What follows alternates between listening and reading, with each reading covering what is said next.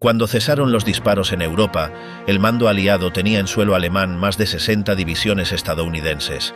En total, el contingente en el continente superaba los 3 millones de efectivos. Al terminar los combates, esas mismas unidades se convirtieron en la fuerza encargada de imponer el control sobre la nación derrotada. Así nació la ocupación de tipo militar, cuyo objetivo consistía en establecer un dominio absoluto mediante la presencia directa de soldados en cada rincón del país. Los destacamentos se desplegaron a lo largo de todo el territorio, incluso en regiones extensas. Una división de infantería recibió temporalmente la tarea de vigilar un área casi del doble del tamaño del estado de Delaware. Otra debía supervisar más de 2000 millas cuadradas. Para cumplir esa misión, los batallones operaban por separado, y las compañías eran consideradas la estructura ideal.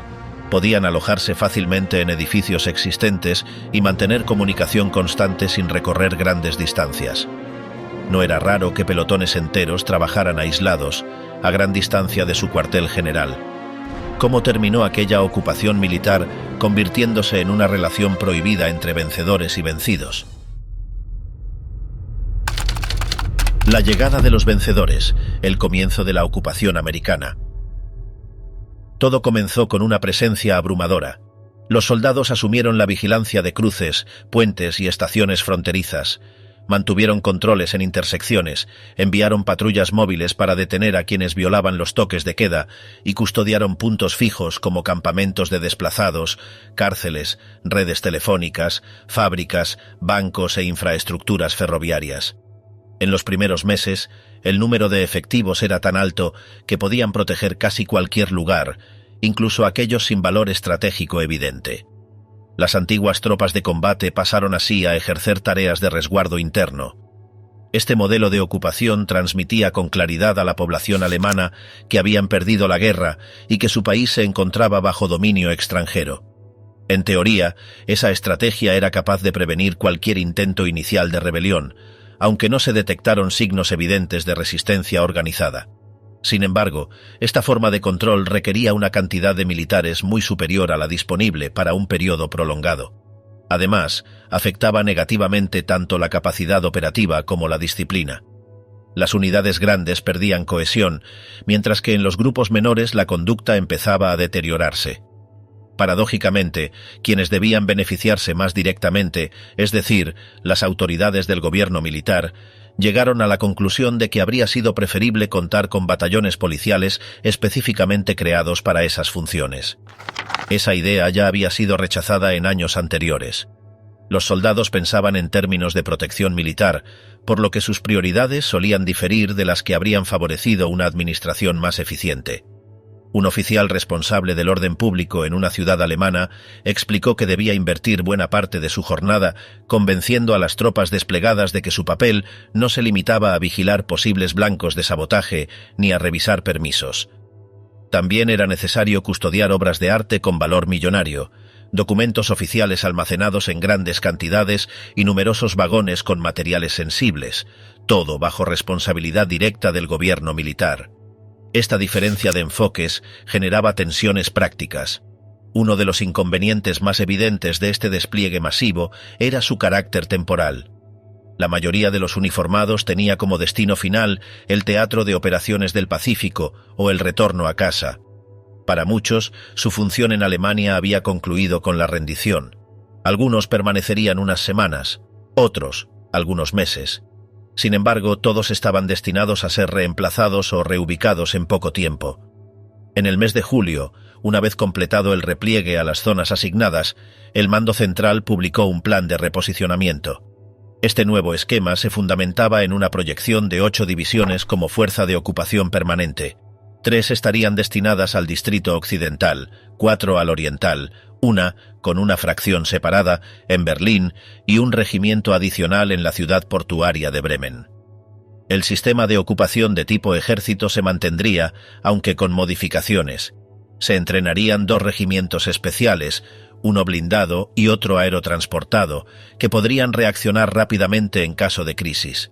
El resto seguiría cumpliendo funciones estáticas, aunque se establecerían en agrupaciones más grandes, cerca de centros administrativos, evitando dispersar a las unidades como se hizo anteriormente. Este ajuste buscaba reducir la fragmentación y optimizar los recursos disponibles.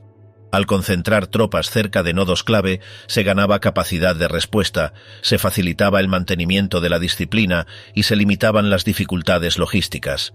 Así se pretendía corregir los problemas detectados durante la fase inicial, cuando la dispersión generaba pérdida de control, desgaste operativo y frustración entre los mandos.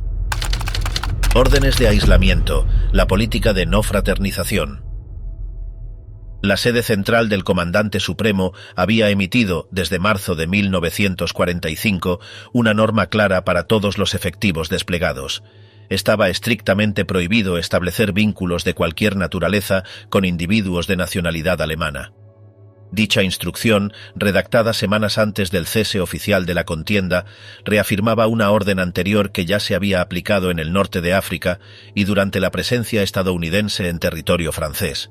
No solo se impedían relaciones amistosas o de cercanía, sino también interacciones sin importancia aparente, como intercambios verbales casuales. Los soldados debían abstenerse por completo de entablar conversación, salvo en los casos donde fuera imprescindible por motivos estrictamente funcionales, y aun entonces el lenguaje debía reducirse a lo mínimo. Para las autoridades encargadas de la administración bajo control militar, esta directriz no solo entorpecía sus actividades diarias, sino que además creaba un escenario contradictorio. A nivel local, quienes debían implementar tareas de reconstrucción, supervisión o coordinación administrativa se veían obligados a mantener contacto constante con residentes germanos. Esto ponía en conflicto el mandato superior con las exigencias del trabajo en terreno. Más allá de los aspectos operativos, esta barrera impuesta entre vencedores y vencidos erosionaba el discurso oficial que buscaba mostrar a los estadounidenses como agentes de liberación, no como dominadores. La distancia obligada contribuía a mantener la imagen de ocupante absoluto y socavaba cualquier esfuerzo de acercamiento institucional. Diversos responsables de estrategias de comunicación dentro del mando aliado advirtieron de inmediato que la medida tenía efectos contraproducentes, tanto en lo psicológico como en lo estratégico. La lógica impuesta desde las alturas chocaba con las realidades de los cuarteles. Entre los uniformados, la disposición generaba confusión, incomodidad y, en muchos casos, rechazo. Se insistía en su cumplimiento mediante recordatorios constantes, publicaciones internas dirigidas a los pelotones y sanciones puntuales aplicadas como ejemplo disuasorio. Sin embargo, en la práctica, la orden no solo era incumplida con frecuencia, sino que también se convirtió en motivo de mofa. Para muchos, resultaba inviable mantener tal aislamiento en contextos donde la convivencia forzada hacía inevitables los intercambios, por breves que fueran. Las normas comenzaron a diluirse rápidamente cuando en junio se permitió por primera vez que los efectivos pudieran dirigir la palabra a niños. Poco después, se autorizó el uso del idioma con adultos si el propósito era preservar la seguridad en las áreas de responsabilidad. Esta apertura parcial marcó el inicio de una flexibilización progresiva. En el transcurso de las semanas siguientes, la rigidez inicial fue quedando en el pasado. A mediados de julio, la normativa ya había perdido validez operativa en la mayoría de los destacamentos. Mandos intermedios observaron que, conforme las unidades ganaban estabilidad, recuperaban disciplina y adoptaban rutinas menos forzadas, los comportamientos problemáticos disminuían. Por tanto, ya no era necesario aplicar medidas extremas. La experiencia demostró que los episodios graves de indisciplina eran escasos y, en ciertos aspectos, los contactos prohibidos habían generado resultados beneficiosos. Informes elaborados por instancias sanitarias del Departamento de Guerra señalaron que, lejos de ser un riesgo inmediato, el acercamiento entre soldados y población podía incluso facilitar ciertos controles. La política inicial de distanciamiento riguroso había nacido de una visión estrictamente defensiva, centrada en evitar contagios ideológicos, alteraciones emocionales o conflictos indeseados. Pero esta previsión no logró sostenerse frente a las dinámicas reales de una ocupación extendida. En diversos informes se destacaba que el contacto limitado, cuando se gestionaba con inteligencia, no producía efectos negativos. Por el contrario, favorecía la identificación de necesidades, permitía anticipar problemas de seguridad y contribuía a humanizar el entorno. La convivencia impuesta por el mapa de ocupación hacía que la prohibición absoluta fuera impracticable, tanto por razones logísticas como por condiciones humanas básicas. Desde los primeros días posteriores a la capitulación alemana, las contradicciones entre el discurso oficial y el día a día se hicieron evidentes. Los mandos en terreno señalaban que la población local, lejos de mostrar hostilidad directa, se acercaba con frecuencia a las tropas, ya fuera por necesidad, por curiosidad o por desesperación. Esta realidad dejaba a los soldados ante una disyuntiva: obedecer de forma literal una norma poco viable o aplicar criterios propios en función de la situación. Muchos optaban por interpretar la orden con flexibilidad, sobre todo cuando veían que no había represalias serias. Esta ambigüedad estructural debilitó la eficacia del mensaje institucional y fomentó un clima de permisividad creciente. La cadena de mando intentó reiterar la validez de la política a través de boletines, instrucciones escritas y sesiones informativas. Sin embargo, estas acciones tenían un alcance limitado. La presión para cumplir se redujo progresivamente, y la percepción general entre los soldados era que la norma había quedado obsoleta.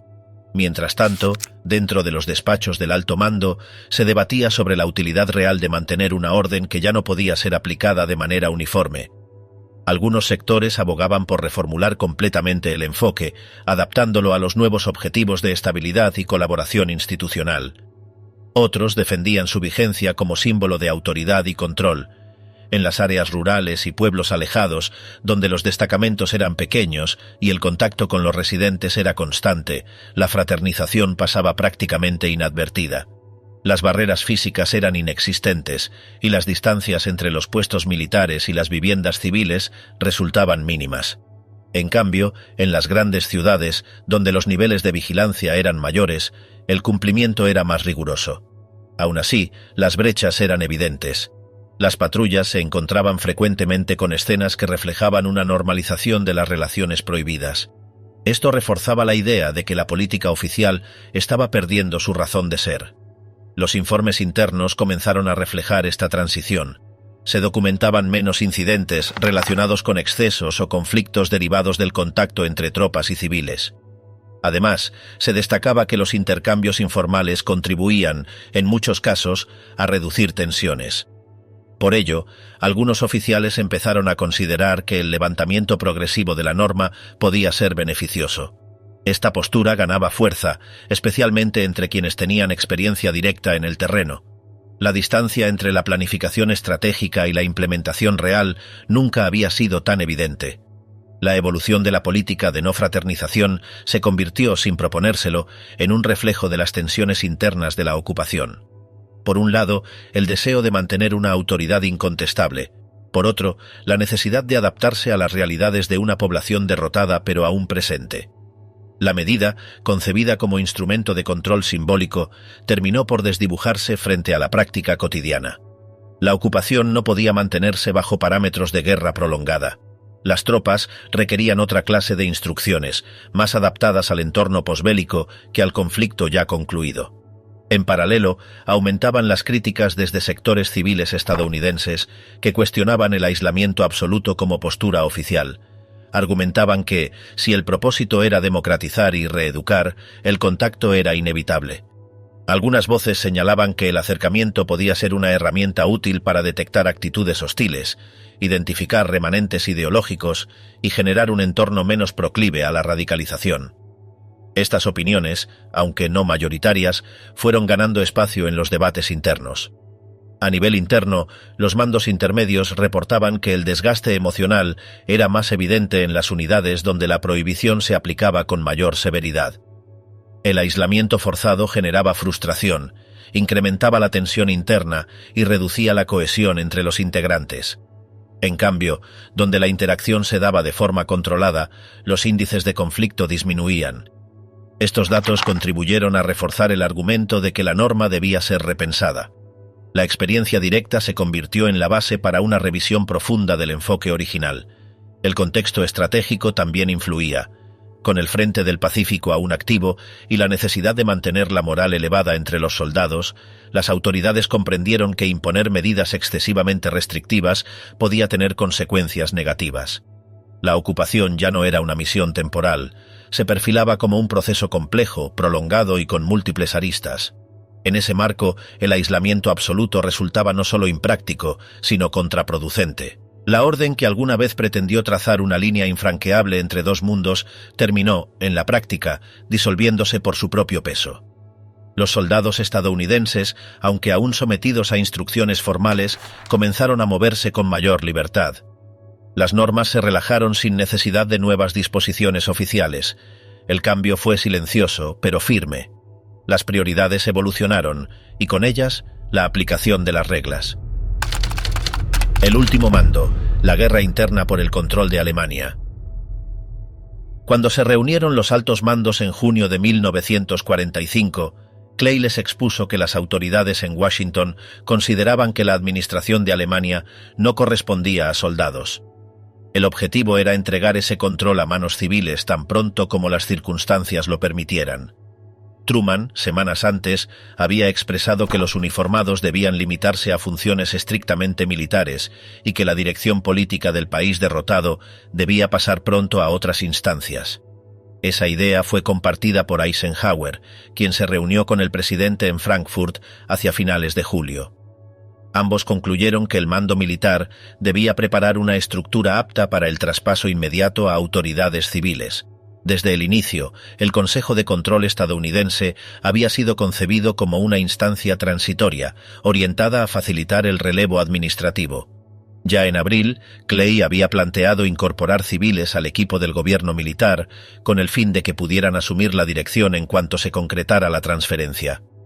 Un mes después, reiteró que el organismo debía transformarse rápidamente en una entidad civil con capacidad para gestionar Alemania bajo criterios no militares.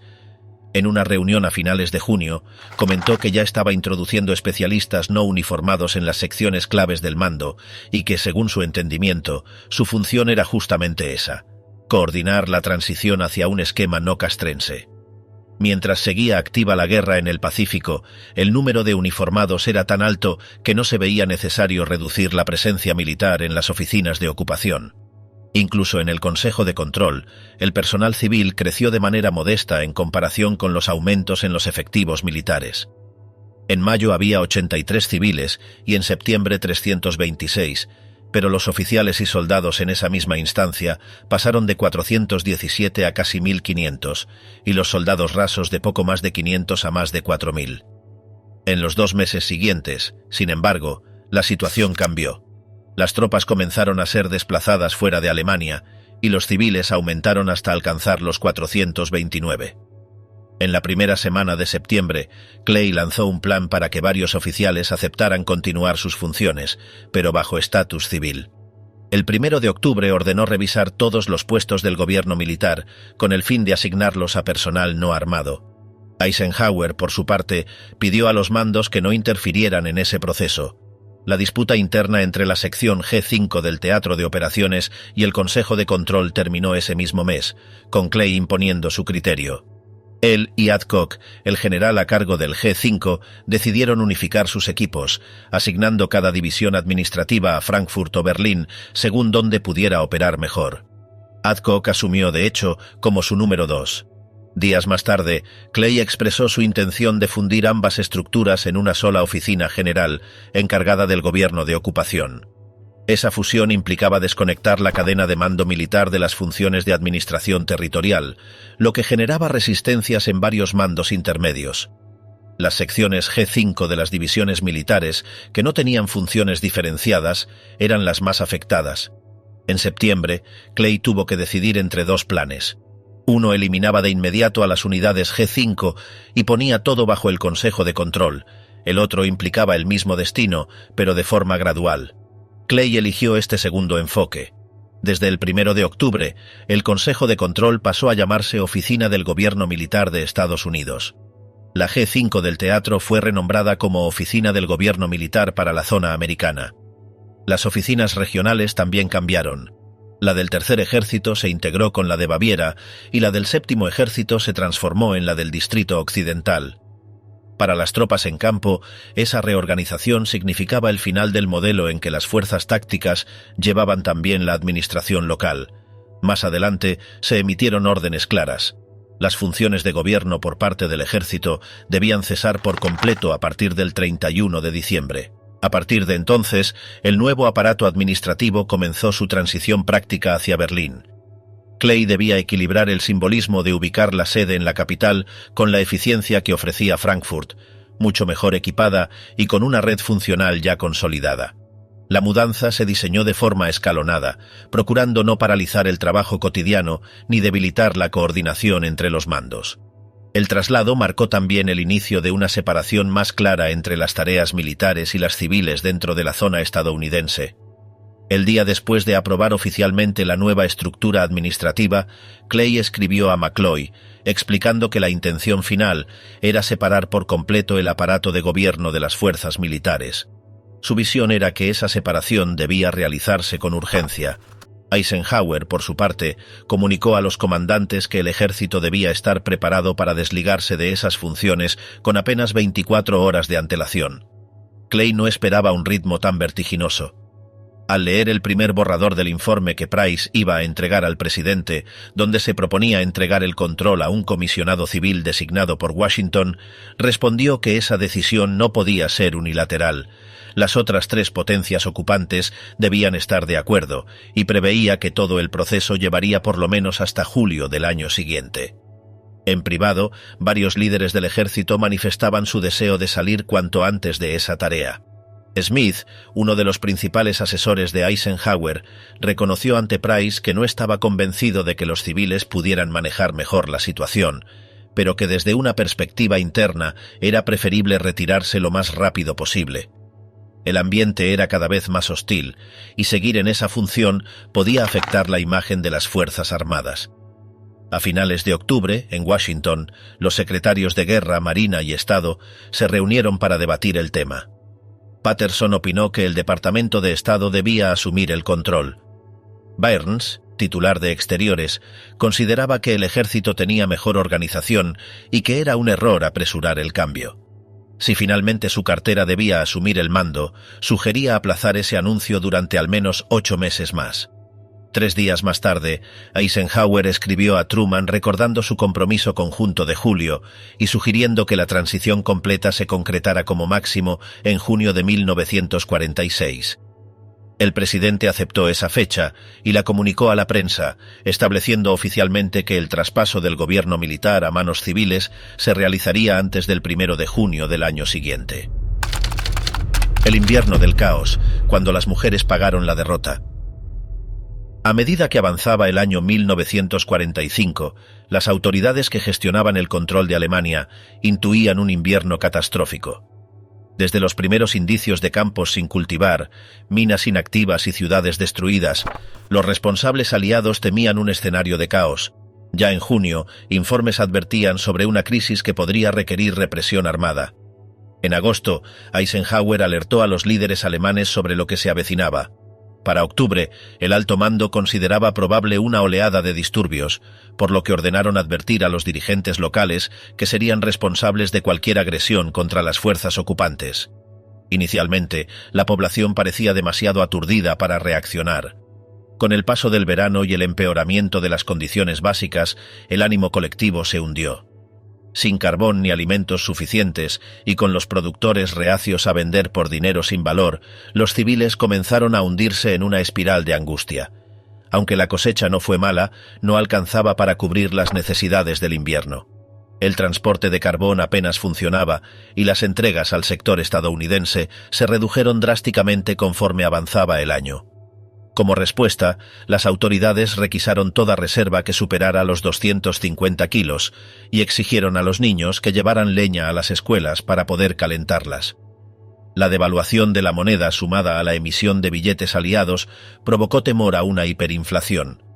La población, incapaz de comprar casi nada, optó por invertir en sellos postales. Muchos obreros solo acudían al trabajo lo justo para conservar las cartillas de racionamiento. La situación se agravó cuando se anunció que más de 2 millones de alemanes expulsados del este serían reasentados entre diciembre y julio. El reparto incluía cientos de miles desde Checoslovaquia y Hungría hacia el área controlada por Estados Unidos. La noticia de un acuerdo para intercambiar desplazados entre zonas ocupadas no tranquilizó a nadie. Nadie esperaba que los recién llegados regresaran a sus lugares de origen. Alojar y alimentar a estas personas era responsabilidad exclusiva de los alemanes, y ni las autoridades ni la población estaban preparadas. Un general del Tercer Ejército llegó a declarar que no habría espacio ni siquiera apilando a los recién llegados unos sobre otros. Simultáneamente, se barajaba la posibilidad de liberar miles de prisioneros de guerra en los siguientes meses. Los planes incluían retornar decenas de miles desde Estados Unidos y posiblemente repatriar a más de 500.000 desde Francia, debido al estado crítico en que se encontraban. Eisenhower detuvo los traslados a suelo francés al constatar que muchos estaban al borde de la muerte. A su vez, mantener prisioneros resultaba más caro que contratar trabajadores civiles, por lo que se planeaba descargar esa carga sobre Alemania. Para octubre, Clay ya sabía que no lograría incrementar el nivel calórico a los 2.000 por día. Apenas llegaban a los 1.250, insuficientes para sobrevivir sin calefacción. En noviembre, se anunció un aumento a 1.500 calorías diarias, aunque con dudas sobre su viabilidad. Esa ración equivalía, en términos prácticos, a pan, papas, algo de avena, una cucharadita de grasa y otra de azúcar. Las proteínas eran un lujo raro, al igual que las verduras. Para paliar la situación, se crearon comedores comunitarios en todo el país. En Baviera se llegaron a servir millones de raciones mensuales, aunque había que entregar cupones e incluso pagar por la comida si no se estaba en situación de emergencia. En diciembre, se autorizó por fin el envío de ayuda desde organizaciones privadas estadounidenses, bajo la condición de una distribución justa. A pesar de todo, la Navidad no fue tan desoladora como se temía. Un ganso costaba miles de marcos y el mercado negro ofrecía latas viejas del ejército recicladas como si fueran guisos. Las calles en ruinas ofrecían pocos juguetes, apenas algunos lápices y adornos. En Stuttgart, un árbol con luces en la sede de un periódico contrastaba brutalmente con la oscuridad reinante. Sin embargo, el clima inusualmente cálido ayudó. Muchos recordaban que el año anterior había terminado con una lluvia de bombas. Los soldados americanos organizaron celebraciones para los niños. En Wetzlar, por ejemplo, repartieron dulces a miles de escolares. En otras ciudades también distribuyeron juguetes y golosinas. Algunas autoridades registraron con cinismo que los únicos alemanes que se acercaban a felicitar las fiestas eran antiguos miembros del partido nazi que buscaban congraciarse. Justo después de Navidad, una tormenta de viento arrasó con techos y muros mal reparados, dejando calles llenas de escombros. A pesar de esto, el buen clima persistió hasta enero, lo que evitó una tragedia mayor. Gracias a la ración mantenida en 1.550 calorías, el ánimo comenzó a mejorar. Aunque los víveres se agotaban, muchos creían que la situación se estabilizaba. Los desplazados y los nazis internados recibían muchas más calorías que el resto. Los primeros llegaban a 2.600 al día, los segundos a 2.200. En cambio, la población general apenas alcanzaba las 1.900 con mercado negro incluido. En Berlín, el índice de mortalidad infantil bajó notablemente, sobre todo comparado con el verano anterior. No obstante, todo dependía de importaciones que se estaban agotando. Para marzo, quedaban suministros para menos de 2 meses. Mientras tanto, el ejército enfrentaba otro tipo de crisis. Poco antes de dejar el mando, Eisenhower reprendió públicamente a sus tropas por su comportamiento. Mencionó problemas con el uniforme, conductas agresivas y falta de respeto tanto hacia civiles como entre soldados. A pesar de que insistía en que se trataba de una minoría, las investigaciones señalaban lo contrario. En octubre, la policía de Stuttgart registró más de una docena de agresiones en una sola semana. En otra localidad, varios militares borrachos golpearon a funcionarios locales, rompieron ventanas, intentaron apuñalar a civiles y robaron pertenencias. En Baviera, una joven murió en un supuesto accidente de caza. En otra zona, agentes de policía denunciaron haber sido tiroteados por soldados en más de una ocasión. Casi todos los incidentes estaban relacionados con alcohol y mujeres. La liberación del uso de penicilina para tratar enfermedades venéreas alentó indirectamente la prostitución, lo que disparó aún más los conflictos. Para diciembre, las agresiones contra policías y autoridades eran tan frecuentes que se emitieron comunicados especiales pidiendo contención a las tropas. Los abusos no se limitaban a los rangos bajos. Se documentó el caso de un oficial que violó a una mujer austríaca y luego la entregó a la policía con cargos falsos. Parte del problema residía en la combinación entre veteranos a punto de ser licenciados, que buscaban desfogarse antes de marcharse, y nuevos reclutas sin experiencia ni formación adecuada. Además, los mensajes del alto mando endureciendo la actitud hacia los alemanes podían malinterpretarse como permiso para actuar sin freno, especialmente bajo efectos del alcohol. Por otro lado, los desplazados seguían siendo un mal ejemplo. Actuaban sin restricciones, y los soldados veían impunidad constante. Para fin de año, otro foco de tensión emergía: la reducción drástica en los traslados de soldados de regreso a Estados Unidos. Tras meses de repatriación masiva, se anunció que el ritmo bajaría bruscamente en enero. Miles de soldados, con suficientes méritos para ser licenciados, se sintieron traicionados. Las noticias de que las esposas de guerra serían enviadas antes que ellos desataron el enojo. En París y Frankfurt hubo protestas multitudinarias. Aunque no fueron violentas, reflejaban una descomposición interna del cuerpo militar. Estas protestas surtieron efecto. A mediados de enero se aprobó un nuevo plan para que todos los soldados con determinado número de puntos regresaran antes de abril. Simultáneamente se redujo el número de tropas de ocupación. Pero los reemplazos que llegaban no solo carecían de preparación técnica, sino que muchos ni siquiera habían recibido entrenamiento básico más allá del uso del fusil o normas de higiene. En marzo, una inspección reveló fallas graves en disciplina, organización, mando y control. Muchos oficiales jóvenes y suboficiales carecían de habilidades para manejar sus unidades. En paralelo, las autoridades militares y la policía señalaban a las propias tropas estadounidenses como la fuente principal de disturbios. En abril, con más de un centenar de incidentes registrados en apenas 4 días, se ordenó informar cada caso directamente al comandante en jefe. Debían indicarse las unidades implicadas y qué sanciones se aplicaban. El desorden era generalizado y la ocupación estaba al borde del colapso operativo. Los hijos del silencio, embarazos, abandono y vergüenza. Desde finales de 1945 se consolidó una imagen singular entre los soldados estadounidenses. Al caminar por las calles en ruinas, no destacaban los hombres alemanes ni los restos del régimen caído, sino las figuras femeninas. Las mujeres aparecían como figuras públicas de una nación vencida. Esta percepción fue reforzada por reportajes, caricaturas y encuestas que colocaban al Fräulein como centro de atención de las tropas, ignorando en gran medida a los hombres alemanes. Esa representación afectó directamente cómo los soldados interpretaron su presencia allí. El contacto con mujeres se tornó frecuente y visible.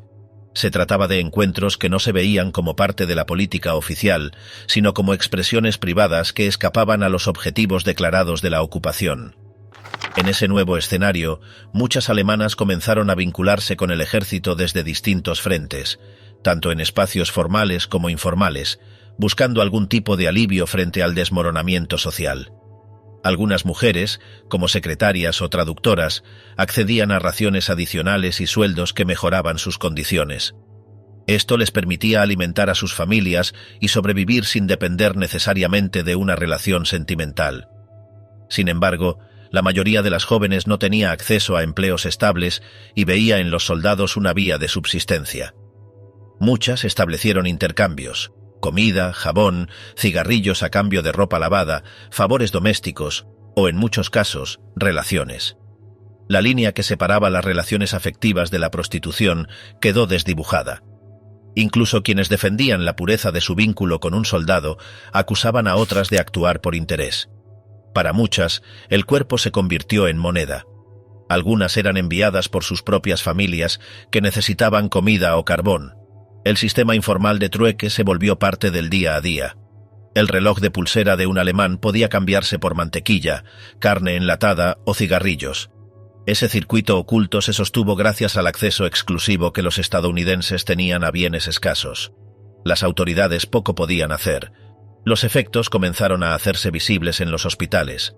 En 1946, el 16% de los nacimientos eran fuera del matrimonio y una sexta parte eran hijos de soldados. La cifra rondaba los 94.000 durante toda la ocupación. Algunos hablaban con ironía de enviar solo uniformes en lugar de tropas si había otra guerra. Las mujeres no tenían forma legal de exigir apoyo al padre. Las reglas militares dejaban claro que no se requería ningún reconocimiento de paternidad a menos que el soldado lo aceptara voluntariamente. Las cortes civiles alemanas tampoco eran una opción. Los soldados tenían prohibido presentarse allí, y las cortes militares no tramitaban procesos civiles. Así, incluso quienes querían asumir la custodia de sus hijos enfrentaban trabas. No podían adoptarlos, ni asumir responsabilidades formales. La misma lógica se aplicaba al matrimonio. A pesar del fin oficial de la prohibición de fraternización en 1945, no se autorizó contraer matrimonio con alemanas hasta diciembre de 1946. Aún entonces, los trámites eran complejos: pruebas médicas, investigaciones de carácter, entrevistas con capellanes, permisos especiales. Algunos soldados esperaron meses. Otros, como Russell Horton, decidieron casarse sin autorización. Algunos escribieron al presidente Truman o a generales del teatro europeo pidiendo excepciones. Muchos regresaron a Estados Unidos sin haber podido casarse y luego apelaron desde allí.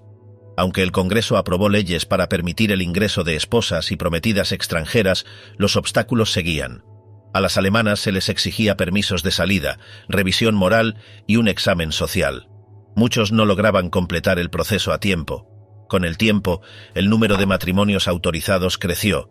En junio de 1950, más de 14.000 esposas alemanas habían ingresado a EEUU con sus esposos soldados. Había más aún de origen británico, pero las cifras alemanas superaban con amplitud las de otras naciones. Dentro de estas parejas, las mujeres no solo representaban un vínculo afectivo, sino también una función simbólica. El soldado ocupante, al vincularse con una mujer local, pasaba de ser agente punitivo a figura protectora. La reconstrucción pasaba también por la cama, el plato de comida y la habitación compartida. Sin embargo, el tema más invisible fue el de los hijos afroamericanos nacidos en Alemania. Las cifras rondaban entre 2.000 y 3.000. Estos niños sufrían un rechazo particular. Las madres muchas veces eran marginadas, llamadas con insultos como amante de negros o excluidas del comercio local. Algunos niños eran amenazados, discriminados o retirados de las escuelas. En encuestas de 1949, sin embargo, se observó que las madres alemanas eran más propensas a criar a sus hijos mestizos que las mujeres en Japón o Inglaterra. Pero eso no significaba aceptación social. Muchas esperaban poder ir a Estados Unidos, creyendo que allí habría menos racismo. Las autoridades militares bloqueaban sistemáticamente las solicitudes de matrimonio entre soldados afroamericanos y mujeres alemanas. Los permisos se negaban más que en casos de soldados blancos. Muchos compromisos nunca se concretaron. A pesar de las dificultades, se formaron cientos de parejas. Algunas incluso se mudaron juntas, llevando vidas domésticas, aunque sin validación legal. Entretanto, la imagen de la mujer ocupada se consolidaba en la prensa, en películas y en la cultura popular. Algunos oficiales veían esta tendencia como una amenaza al orden moral. La figura de la alemana convertida en símbolo sexual ocupó el centro del debate. Se temía que estuvieran seduciendo a soldados ingenuos. En Estados Unidos se publicaron reportajes y películas advirtiendo sobre los riesgos de esas relaciones. La percepción de que las mujeres estaban nazificando a los geís se volvió común. Se asumía que los soldados no entendían lo que representaban esas relaciones. Otros culpaban a los oficiales por no explicar mejor los motivos del conflicto. A fines del 46 y principios del 47, las esposas de oficiales fueron enviadas a Alemania para frenar las relaciones con alemanas. Las normas comenzaron a relajarse lentamente. La burocracia aún era densa, pero cada vez más soldados lograban casarse o llevarse a sus esposas a Estados Unidos. A 2 años del fin de la guerra, los soldados veían a las mujeres alemanas menos como parte de un enemigo vencido y más como compañeras en la reconstrucción. Fraternización, lejos de desaparecer, se institucionalizó, incluso con políticas públicas como los paquetes CARE y las cartas de ayuda que conectaban a soldados con familias alemanas. Lo que inició como contactos sexuales dispersos terminó transformando por completo la relación entre ocupantes y ocupados. La mujer alemana pasó de símbolo de derrota a figura del nuevo comienzo. El amor prohibido, matrimonios entre soldados y alemanas. Al final de la guerra, el contacto entre los soldados estadounidenses y la población civil alemana ya no podía detenerse. Lo que comenzó como un intercambio de miradas cautelosas se transformó, con el paso de los meses, en vínculos más cercanos y complicados. A comienzos de 1946, los informes del gobierno militar estadounidense reconocían que las relaciones personales se habían extendido por toda Alemania. Los mandos observaban con desconcierto cómo sus propios hombres, que antes despreciaban al enemigo vencido, ahora compartían mesas, paseos y habitaciones con mujeres alemanas. La interacción dejó de ser clandestina. Algunas mujeres seguían motivadas por la necesidad material, otras por un deseo genuino de escapar del vacío emocional que había dejado la guerra. En ambos casos, los soldados norteamericanos se convirtieron en figuras de poder, protectores, amantes o incluso salvadores en medio del caos. En ese nuevo escenario, los vínculos personales empezaron a adquirir un sentido más profundo: afecto, gratitud o búsqueda de estabilidad. El ejército observó este fenómeno con ambivalencia. Por un lado, las autoridades querían fomentar la reeducación del pueblo alemán, reconstruir su moral y moldear sus valores. Por otro, los mismos soldados que debían enseñar disciplina y democracia comenzaban a enamorarse, casarse o formar hogares con las mujeres que hasta hacía poco representaban al enemigo. La ocupación militar se transformó así en un proceso social, donde la política se mezclaba con lo íntimo. El contacto entre vencedores y vencidas se volvió cotidiano, y con ello aparecieron dilemas que la estructura militar no había previsto: embarazos, compromisos, matrimonios improvisados y la lenta aceptación de que la vida civil estaba regresando, aunque bajo formas nuevas y desiguales. Entre 1946 y 1947, las relaciones sentimentales se volvieron un tema recurrente en los informes internos. Los oficiales hablaban de fraternización controlada, un eufemismo para referirse a una realidad que ya no podían ocultar. En las ciudades destruidas, los soldados y las jóvenes alemanas compartían bailes, comidas y celebraciones. La cercanía física se volvió también emocional. Muchos de aquellos hombres, que habían pasado meses de guerra sin vínculos afectivos, encontraron en esas mujeres una sensación de normalidad. Para ellas, el vínculo ofrecía protección, alimentos o incluso la posibilidad de salir del país. El resultado fue un cruce de intereses que, aunque desigual, creó miles de historias personales en medio de la reconstrucción. El mando estadounidense intentó integrar este fenómeno en su política de reeducación democrática. Las autoridades vieron en la relación entre sus soldados y la población civil un medio para suavizar la imagen del ocupante y fomentar la confianza. Pero la frontera entre lo sentimental y lo institucional resultó difusa. La cercanía derivó en matrimonios, algunos legales, otros de hecho, que enfrentaron obstáculos burocráticos. El ejército no tenía un protocolo claro para los enlaces entre sus hombres y las mujeres de una nación recién derrotada. En los primeros años, solo un pequeño porcentaje logró formalizar su unión. Se calcula que apenas un 2% de los soldados que mantenían relaciones estables con alemanas consiguió casarse legalmente.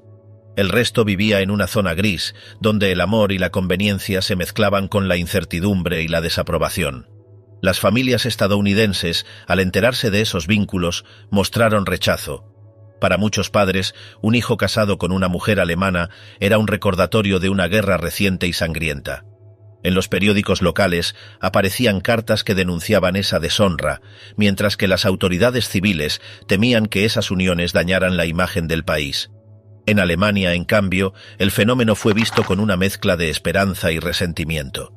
Algunas jóvenes soñaban con una nueva vida en Estados Unidos, otras sufrían el desprecio de sus vecinos, que las consideraban traidoras. La moral pública estaba en crisis, y el amor entre un soldado extranjero y una mujer alemana se convirtió en un símbolo de esa transformación. En los registros del gobierno militar aparecen cientos de solicitudes de matrimonio. Cada una debía pasar por un largo proceso de revisión, donde se evaluaban antecedentes, moralidad y motivaciones. El papeleo se acumulaba en las oficinas de ocupación, mientras los soldados esperaban permisos que a menudo nunca llegaban. Muchos enlaces se frustraron por la distancia o por la rotación de tropas. Otros continuaron en secreto, con promesas hechas en habitaciones prestadas o cartas que cruzaban el Atlántico. Las autoridades civiles de Estados Unidos terminaron creando un procedimiento específico para permitir que ciertas esposas alemanas emigraran bajo la condición de ser evaluadas como aptas moralmente. Esa categoría, ambigua y discriminatoria, determinó el destino de miles de mujeres. El proceso de aprobación no era sencillo. Las candidatas debían presentar certificados de salud, documentos de residencia y pruebas de que no habían tenido vínculos con el partido nazi. En algunos casos, se les interrogaba sobre su educación, religión o reputación. Los expedientes incluían observaciones de los comandantes, quienes valoraban si la unión beneficiaba o perjudicaba al ejército. El amor quedaba subordinado a la burocracia militar. Muchos soldados regresaron solos a su país, dejando atrás a mujeres que, además de la pobreza, enfrentaron el estigma de haber amado al enemigo. En cartas dirigidas a las autoridades, algunas pedían ayuda para reunirse con sus maridos o reclamar promesas incumplidas. Pocas recibieron respuesta. Entretanto, los vínculos más duraderos empezaron a tener un peso simbólico. En ciudades como Berlín, Frankfurt o Múnich, los matrimonios mixtos se convirtieron en pequeños laboratorios sociales. Las parejas eran observadas con curiosidad. Un soldado con uniforme impecable caminando del brazo de una mujer alemana, aún vestida con ropa remendada. En esas escenas se mezclaban la diferencia cultural y la ilusión de un futuro común. Los niños nacidos de esas uniones, llamados a veces hijos de la ocupación, representaron la primera generación de la posguerra. Algunos fueron criados en Alemania, otros viajaron a Estados Unidos con sus madres. Todos cargaron con una identidad ambigua que reflejaba la complejidad del momento histórico. Mientras tanto, los mandos del ejército intentaban justificar públicamente este proceso. Los informes de 1946 y 1947 hablaban de democratización afectiva, una forma de suavizar la imagen del ocupante. La política de reeducación se extendió a la vida privada, transformando las relaciones personales en un campo de acción política. Los programas de recreación, deportes y asistencia a la juventud alemana servían para controlar y canalizar los contactos entre ambas poblaciones. En esos espacios, las emociones se mezclaban con el discurso pedagógico. Muchos soldados actuaban como mentores, instructores o figuras paternas, mientras otros mantenían vínculos románticos discretos. Lo que el ejército había intentado evitar, la intimidad con el enemigo, terminó convirtiéndose en una herramienta involuntaria de integración. Las estadísticas del gobierno militar mostraban un aumento progresivo de matrimonios y solicitudes de convivencia. Las autoridades comenzaron a ver la realidad con más pragmatismo. Si la convivencia era inevitable, debía al menos ser regulada. En los clubes juveniles y centros culturales administrados por el ejército, la interacción social entre soldados y alemanes se hizo más visible. Se organizaron bailes, reuniones y fiestas con la intención de canalizar ese contacto en un marco aceptable. De forma paralela, surgieron también relaciones sinceras. En medio del racionamiento, los toques de queda y la falta de vivienda, algunos lograron construir un hogar improvisado. Las imágenes de soldados estadounidenses paseando con mujeres alemanas dejaron de causar escándalo y empezaron a verse como una señal de normalización. Los casos de matrimonio legal, aunque minoritarios, abrieron el camino para una nueva fase de la ocupación. Las esposas alemanas que lograban emigrar a Estados Unidos eran presentadas por la prensa como ejemplos de reconciliación. Sin embargo, muchas enfrentaron rechazo y aislamiento en sus nuevas comunidades. Los informes consulares mencionaban que numerosas mujeres sufrían discriminación, sospecha o soledad. Algunas fueron abandonadas poco después de llegar, otras se adaptaron con esfuerzo, aprendiendo el idioma y criando hijos en un entorno que apenas las comprendía. La historia de cada una de esas mujeres quedó marcada por el cruce entre la guerra y el amor. A medida que estas historias se multiplicaban y se volvían más visibles, también comenzaban a desdibujarse las ilusiones. El contraste entre amor y abandono, promesa y desencanto, marcó el cierre de esa etapa. En 1947, las autoridades calcularon que solo 2 de cada 100 soldados estadounidenses que habían mantenido vínculos estables con mujeres alemanas lograron formalizar su unión. El resto se perdió entre el olvido y la distancia. Las historias de esas mujeres quedaron dispersas en informes, cartas o expedientes archivados. Algunas siguieron escribiendo a los cuarteles en busca de respuesta. Otras se resignaron a criar solas a los hijos de una guerra que ya nadie quería recordar. Con el paso de los años, el contacto entre ambas sociedades cambió de forma. Los soldados ya no eran solo ocupantes, muchos se convirtieron en maridos, padres o ciudadanos residentes. La línea entre el vencedor y el vencido se volvió borrosa. En los programas de intercambio cultural y educativo impulsados por la administración estadounidense, la cooperación sustituyó a la desconfianza. Sin embargo, la huella de aquellos primeros encuentros íntimos permaneció. Las relaciones entre soldados y alemanas fueron, a la vez, un reflejo de la miseria de la posguerra y un preludio de la reconciliación. Hacia 1949, cuando las tropas comenzaron a retirarse y la administración militar dio paso al nuevo gobierno alemán, muchas de esas parejas ya habían desaparecido. Quedaban, sin embargo, los hijos, las fotografías y los recuerdos dispersos. Los informes finales de la ocupación señalaban que la convivencia entre estadounidenses y alemanes había sido uno de los factores más influyentes en la reconstrucción social del país. Detrás de las cifras y las estadísticas estaban las vidas de quienes cruzaron las fronteras del odio para formar, aunque fuera brevemente, una familia improbable. Las últimas líneas de aquellos documentos reconocían lo que durante años se había negado: que el contacto entre los soldados y las mujeres alemanas había sido tan decisivo como cualquier medida económica o política, no solo por los matrimonios, sino porque reveló una transformación más profunda. En medio del racionamiento y la destrucción, el amor, en todas sus formas, había sobrevivido. Aunque apenas un pequeño número de uniones logró formalizarse, su existencia bastó para demostrar que, incluso después de una guerra total, era posible volver a mirar al enemigo sin odio. La Nueva Alemania: reeducación, moral y control cultural.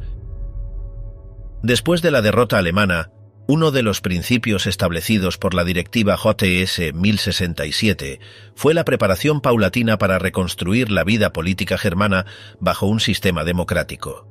Sin embargo, esa misma instrucción ordenaba no permitir ningún tipo de actividad política sin la autorización expresa del mando militar, enfatizando que la administración estadounidense no debía alinearse con ninguna corriente ni grupo político.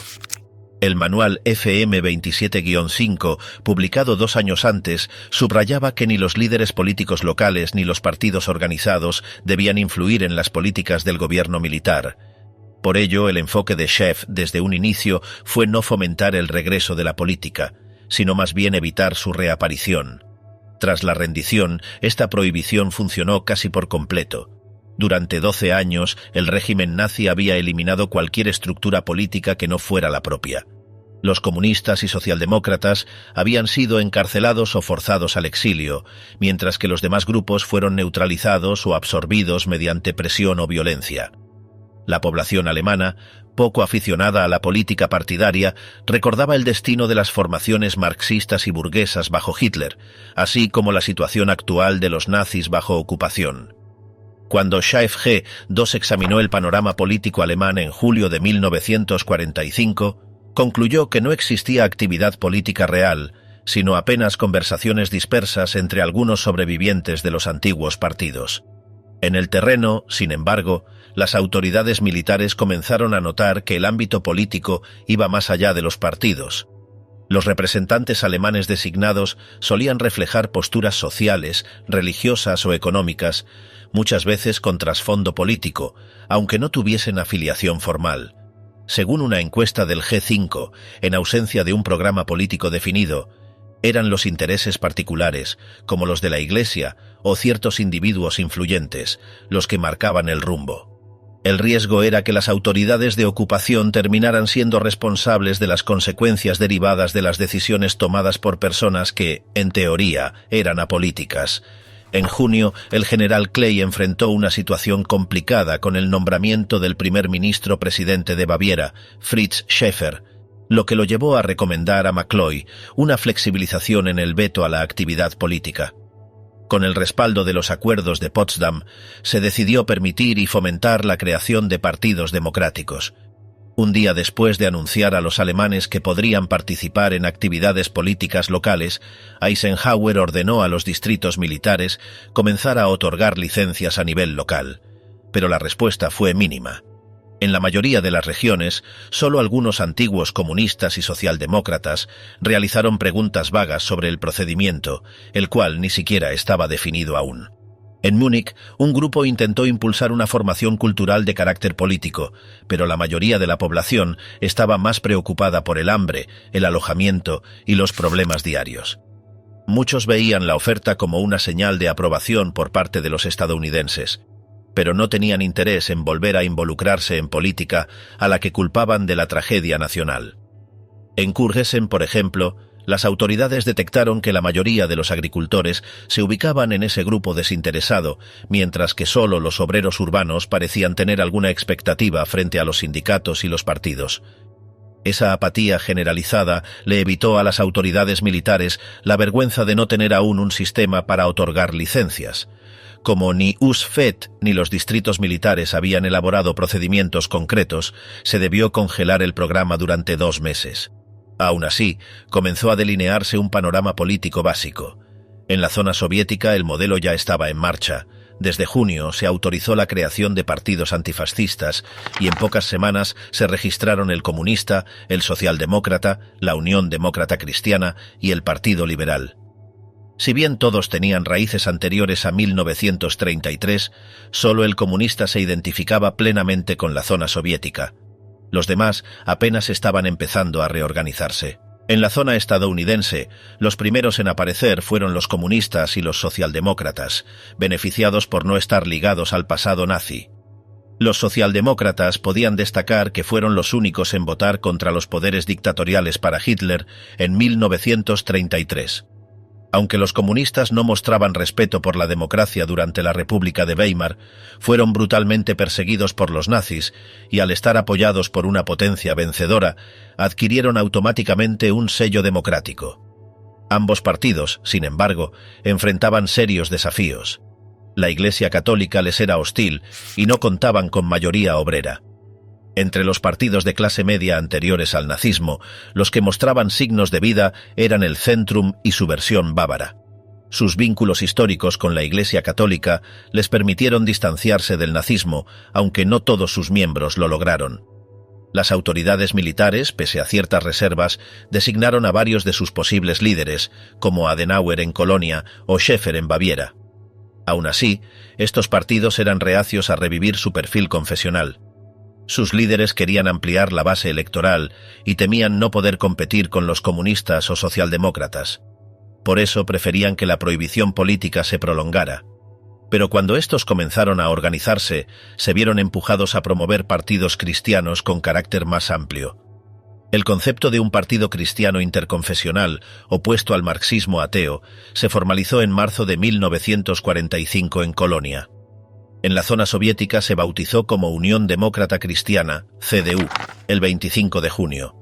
En la zona estadounidense, primero se usó el nombre Partido Popular Cristiano Social, pero en septiembre se adoptó CDU en el oeste y CSU en Baviera. Estos nuevos partidos intentaban reunir a todos los sectores contrarios al comunismo y al socialismo. El ala derecha apelaba a empresarios, grandes propietarios y burgueses. El ala izquierda buscaba el apoyo de pequeños comerciantes, campesinos y empleados públicos. Incluso, en áreas obreras, aceptaban propuestas de nacionalización. La CSU, además, se presentaba como defensora de la identidad bávara y de los valores católicos. Ambas agrupaciones mostraban su disposición a aceptar a exnazis arrepentidos y planteaban que la depuración debía limitarse a la élite nazi, excluyendo a los llamados nazis por obligación. El Partido Liberal, resucitado en la zona soviética bajo el nombre de Partido Liberal Democrático, representaba una versión moderna del antiguo Partido Demócrata alemán. En la zona americana surgieron variantes como el Partido Popular Democrático. Este grupo defendía la propiedad privada, el libre mercado y el laicismo, lo que los acercaba al modelo estadounidense. Sin embargo, su base social era limitada y su posición intermedia se veía eclipsada por los programas extensos del CDU-CSU y los socialdemócratas. Su presencia más sólida estaba en Württemberg-Baden, donde uno de sus fundadores, Reinhold Maier, fue designado por las autoridades de ocupación como ministro-presidente. Los analistas estadounidenses manifestaron preocupación por la escasez de figuras capaces en todos los partidos. Muchos líderes habían muerto, se habían exiliado o estaban envejecidos. Quienes sobrevivieron al nazismo no eran, en su mayoría, figuras destacadas, sino individuos irrelevantes que nunca despertaron sospechas. La aparición de Joseph Müller, fundador de la CSU, sorprendió a los estadounidenses.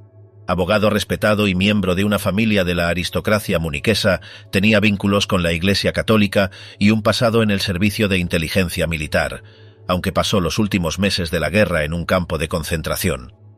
Sus contactos con los estadounidenses eran buenos, pero también se sospechaba que tenía conexiones con los soviéticos. Mientras defendía la inclusión de nazis menores, afirmaba haber sido intermediario con el Vaticano durante la Resistencia. Frente a su principal rival, Schaeffer, algunos comenzaron a verlo como una opción válida dentro del juego democrático. General Clay decidió acelerar el proceso. Consideraba que la mejor forma de aprender democracia era aplicándola, y la reducción de tropas tras el fin de la guerra en el Pacífico le ofrecía una excusa práctica. En septiembre propuso realizar elecciones locales en enero de 1946 en municipios menores a 20.000 habitantes y extenderlas a regiones mayores en los meses siguientes. La decisión fue tan repentina que se anunciaron antes de tener listas las normas para licenciar partidos. Estas instrucciones no llegaron a las oficinas locales hasta octubre. La medida fue mal recibida por casi todos. Tanto estadounidenses como alemanes pensaban que las elecciones eran prematuras. No existía un programa de reeducación, y celebrar comicios apenas 8 meses después del fin de la guerra parecía una imprudencia.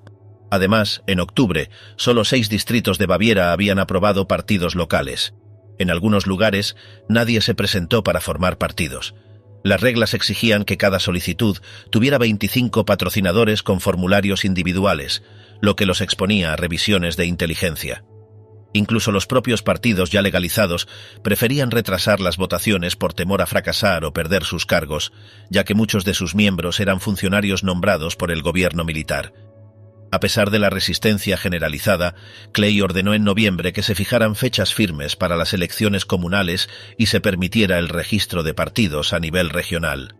Con ello, se abría paso a una nueva etapa política, aunque gran parte de la población y las propias autoridades seguían sin estar listas. Después del anuncio electoral, las administraciones locales comenzaron a recibir órdenes precisas. Cada autoridad debía preparar listas, formularios, censos y estructuras mínimas que permitieran ejecutar los comicios. En las zonas rurales, donde los archivos habían sido destruidos o abandonados, el proceso se volvió caótico. Muchos funcionarios no sabían cómo verificar identidades ni establecer un padrón confiable. Algunos recurrieron a testimonios de vecinos o registros eclesiásticos, mientras que otros improvisaron censos de urgencia. La prioridad era cumplir las fechas impuestas, aunque las condiciones mínimas no estuvieran aseguradas. En paralelo, las oficinas de inteligencia incrementaron la vigilancia sobre los nuevos partidos. Se ordenó verificar antecedentes de todos los firmantes, identificar vínculos con el régimen anterior y elaborar perfiles de cada candidato. Los equipos de contrainteligencia rastreaban conexiones dudosas, pero también saturaban el sistema con sospechas infundadas. En muchos pueblos, los pocos voluntarios interesados en formar partidos eran objeto de escrutinio tan intenso que terminaban retirándose por miedo a represalias. El resultado fue que en varios distritos las elecciones se desarrollaron sin competencia real o con candidatos únicos. En Baviera, donde el proceso estaba más avanzado, comenzaron a surgir conflictos entre las agrupaciones. La CSU intentó consolidarse como partido dominante en las áreas rurales, mientras que en los núcleos industriales los socialdemócratas recuperaban terreno. Los comunistas, pese a su organización, sufrían el rechazo abierto de sectores religiosos. En ciudades como Nuremberg se reportaron tensiones entre obreros simpatizantes del KPD y funcionarios nombrados por el gobierno militar, que intentaban frenar su avance. La coexistencia forzada entre actores tan diversos generó un ambiente político frágil, marcado por la desconfianza. En Württemberg, los liberales lograron cierta estabilidad gracias al respaldo de figuras locales y a su discurso moderado. No obstante, la falta de una estructura nacional sólida limitaba su impacto. Los partidos recién fundados dependían en gran medida del apoyo directo de las autoridades de ocupación, que intervenían discretamente para evitar que los comunistas dominaran zonas clave. Esta influencia indirecta generaba tensiones internas, ya que los propios oficiales estadounidenses debatían el grado de participación que debían tener en el proceso político alemán. En paralelo al renacimiento político se puso en marcha una estrategia cultural con fines reeducativos. Las autoridades aliadas consideraban que era imprescindible transformar la mentalidad colectiva para evitar el resurgimiento del totalitarismo. Con ese fin, se diseñaron programas de control de prensa, supervisión escolar y regulación de contenido artístico. Se prohibió la circulación de libros con ideología nacionalsocialista y se establecieron filtros para aprobar nuevas publicaciones. Las editoriales debían someter sus manuscritos a un proceso de revisión ideológica antes de obtener permiso para imprimir. La radio fue uno de los instrumentos más vigilados. En las zonas estadounidenses se instalaron consejos supervisores que controlaban los contenidos transmitidos. Solo se permitían programas con valores democráticos y se priorizaban emisiones educativas. En algunas regiones se fomentó la producción de reportajes sobre los crímenes del régimen anterior, con el objetivo de mostrar la responsabilidad colectiva. Estos relatos eran difundidos en horarios centrales y muchas veces iban acompañados de testimonios reales, imágenes de campos de concentración o cifras documentadas. La intención era generar conciencia histórica, aunque en algunos casos provocaron rechazo o apatía. En las escuelas, el plan fue aún más ambicioso. Se depuraron los contenidos curriculares y se formaron nuevos docentes bajo estrictas condiciones. Aquellos que habían sido miembros del partido nazi eran excluidos, salvo que demostraran haber actuado por obligación y sin fervor ideológico.